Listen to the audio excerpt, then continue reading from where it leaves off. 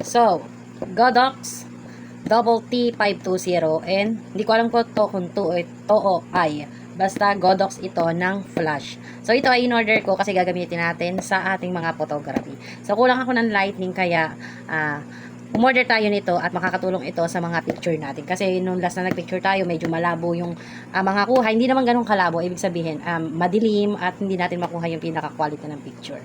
At ito yung in-order natin na Double T520 ng Godox ng flash. Camera flash. At buksan natin. So, ito yung laman niya. At may kasama na siyang pouch. Yung pinaka-flash niya.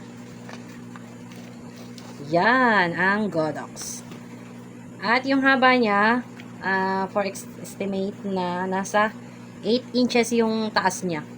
At yung lapad niya ay nasa 4 something o 3.5 yung pinaka ano niya, pinaka ganito niya lapad niya. 4 o 3.5 basta ganun yung naglalaro. At meron pa siyang plastic. At ito yung pinaka likod niya.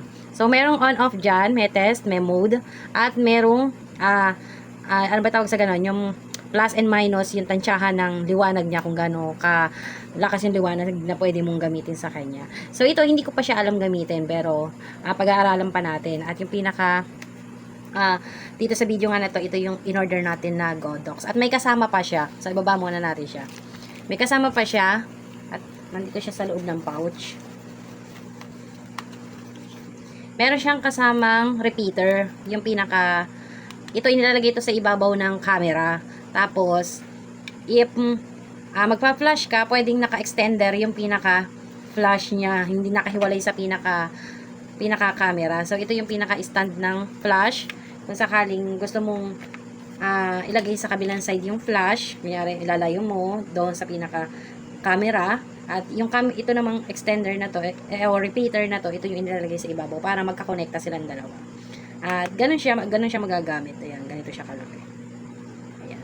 Kaya sa mga gustong umorder nito, pwede kong iwanan dyan sa yellow basket or sa description or comment box section yung pinaka-link na pinag-orderan nito. Kaya sa mga gusto ng photography at makakatulong sa lightning, pwede nyo tong orderin.